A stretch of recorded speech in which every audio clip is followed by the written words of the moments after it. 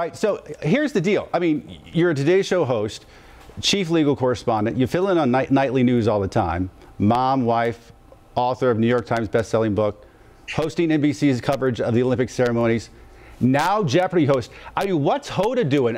Is Roker doing anything? I mean, or are you just like a glutton for punishment? No, you know what? It's so funny.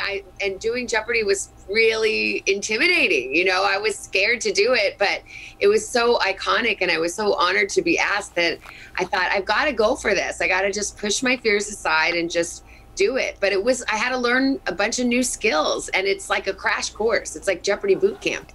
I mean, you're not an amateur at this. You do 2 hours of live news every single morning. What's the difference between doing something like that and doing a game show, a taped game show? Well, there are differences. Obviously, it helps, you know, working in television. So there are parts of it that were really familiar to me. But Jeopardy it's just a different animal. It's super fast paced.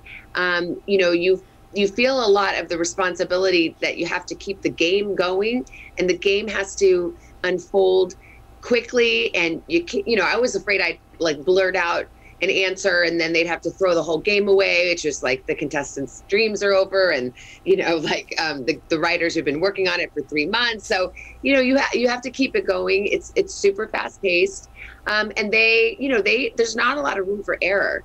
I always say, like, on the Today Show, it's live, but you know, if we flub or something, you just kind of brush it off and go forward. But in Jeopardy, it's super precise, and so it was just a new skill to learn. What do you think would surprise people at home about what happens behind the scenes there at Jeopardy? I think just how fast it is. And what you realize is that it's like you when you watch it, you know it's fast, but when you're there doing it, you read the question, and then you have to look up and see who rings in, and then you have to look down to see the answer. And then if the answer is a little different, you look over and there are these judges sitting way off in the distance going, yes or no, no, no. So it's just super fast paced, and there's literally no room for error. I think that's what was most surprising to me about it. Okay, so you were the host. If you had to be a contestant, would you do Jeopardy or Wheel of Fortune? Gosh, I think Wheel of Fortune. Jeopardy's too hard. And Wheel of Fortune is hard too, but I think I'd be better at puzzles than trivia. I mean, Jeopardy, I'm embarrassed to say how much I didn't know. Everyone's like, did you know a lot of the answers? I'm like, no, I didn't know any of the answers. But, Jeopardy has a great way of humbling you, even if you're watching it from home. It does.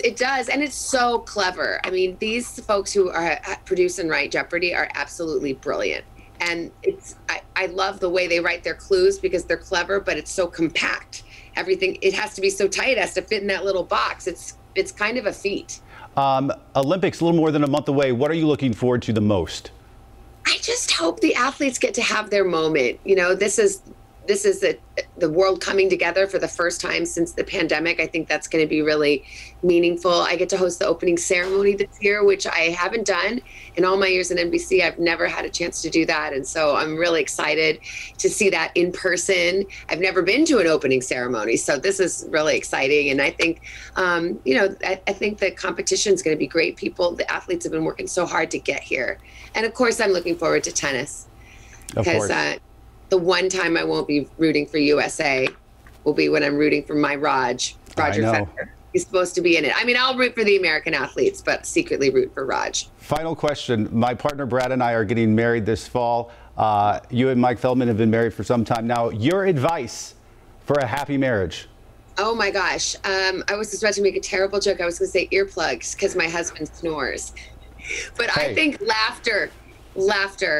I mean, if he can make you laugh or you can make him laugh, that will just dissolve any tension in just a heartbeat. You know, it doesn't fix everything, but to be able to laugh together it's truly the best medicine, like they say. It goes a long way. All right, Savannah Guthrie, thanks for joining us. We appreciate it. Thank you, and congratulations. Thank you. I appreciate that. We'll be watching you tonight at 7 o'clock right here on WCNC Charlotte, and then again tomorrow morning on the Today Show because you're everywhere all at one time. Thanks, Savannah. Thank you. Take care.